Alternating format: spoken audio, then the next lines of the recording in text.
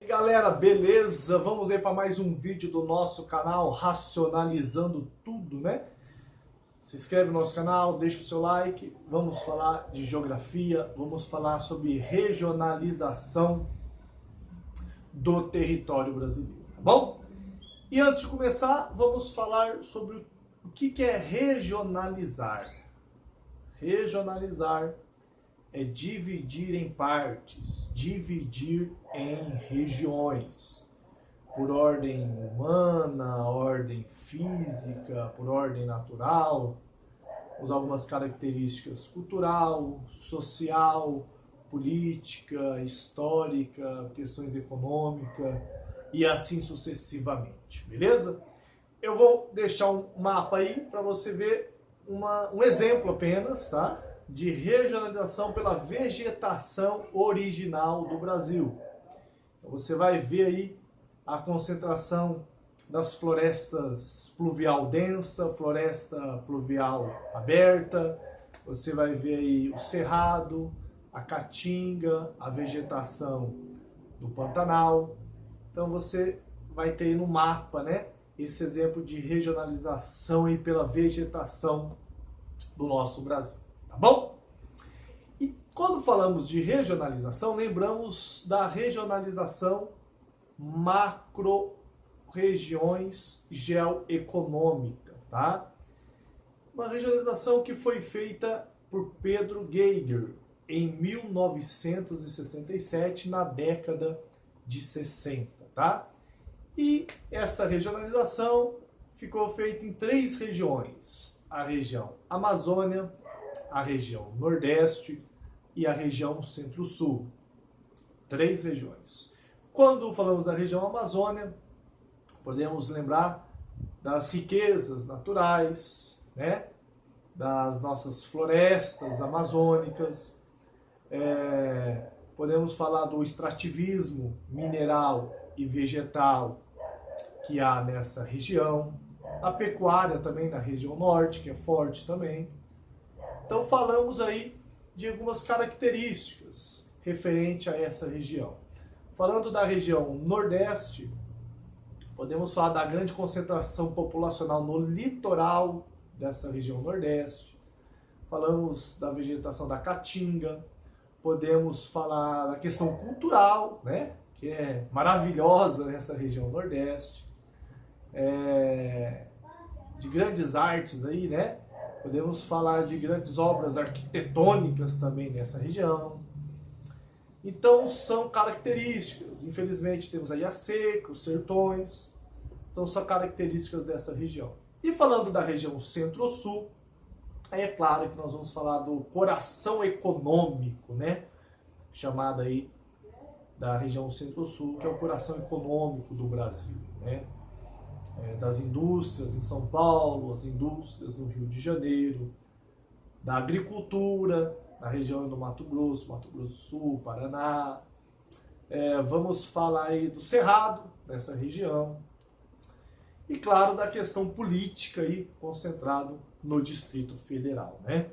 Então, são características que foram usadas e foi feita essas divisão em 3 regiões por Pedro Geiger em 1967, tá bom?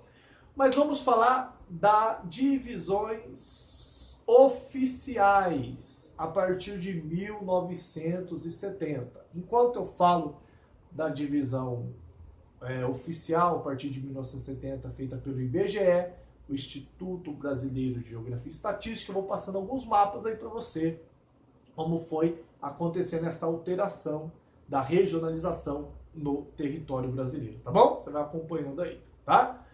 Então, quando falamos dessa divisão de regiões, nós também devemos falar que é feita essa divisão para facilitar também levantamentos de número, como taxas de natalidade, de mortalidade, questões de indústria, questões da renda per capita, que é dividir os números da riqueza pelos números da população. Nós falamos das divisões das vendas do comércio. Então também é toda criada essa divisão regional, facilita também esses levantamentos. E claro também para que haja planejamento das ações do governo federal, do governo municipal, do governo estadual, né, para melhora aí de acordo com a necessidade da região, com projetos sociais e que venha ajudar a população, tá?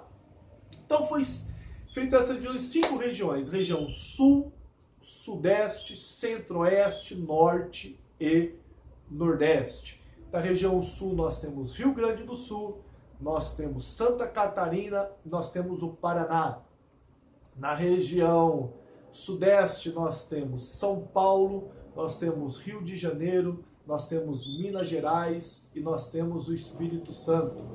Na região centro-oeste nós temos Mato Grosso do Sul, nós temos Distrito Federal e nós temos também Goiás. Na região nordeste são 9 estados. Nós temos Bahia, nós temos Sergipe, nós temos Alagoas, Pernambuco, Paraíba, Rio Grande do Norte, Ceará, Maranhão e Piauí. E mais 7 estados na região norte. Nós temos o Acre, nós temos Rondônia, Amazonas, Roraima, Amapá, Pará e Tocantins. Ao todo são 26 estados e um Distrito Federal, dividido em 5 regiões. Vou repetir: norte, nordeste, sul, sudeste e centro-oeste. Claro que a partir de 1970 aconteceu ainda algumas alterações. Em 1975 foi quando ainda existiu o estado da Guanabara, que é ali onde é a região do Rio de Janeiro também. Então, a partir de 1975, Guanabara virou município do estado do Rio de Janeiro. E tem muitas pessoas que tiram sarro, porque o meu time Flamengo ganha muita Taça Guanabara. Tá aí, ó, o motivo. Em homenagem ao estado, né? Em 1979, a divisão do Mato Grosso. Então ficou Mato Grosso e Mato Grosso do Sul. E a última mudança, em 1988, com a repartição do estado de Goiás, surgindo o estado de Tocantins, que ficou na região norte. E havia os chamados territórios federais, que era Rondônia, Roraima, Amapá e Fernando de Noronha, tá? Então, Rondônia, Roraima e Amapá ficou caracterizado a partir de 1988 como estado, e Fernando de Noronha integrou o estado de Pernambuco. Beleza, pessoal? Então, é um breve resumo aí dessa formação, dessa regionalização das regiões do Brasil nos dias de hoje, tá bom? Lembrando que as transformações podem acontecer porque o mundo sempre segue grandes transformações por causa da ação do ser humano. Valeu, galera. Se inscreve aí. Um forte abraço a todos. Um abraço.